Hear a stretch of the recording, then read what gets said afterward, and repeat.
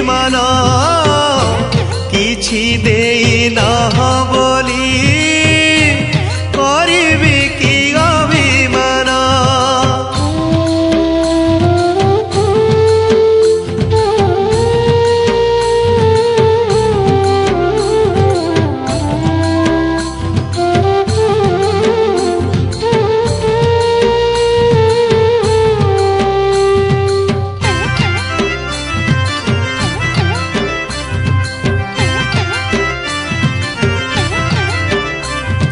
ଧନ୍ୟ ମୁଁ ହେଇଛି आहे ମହାପ୍ରଭୁ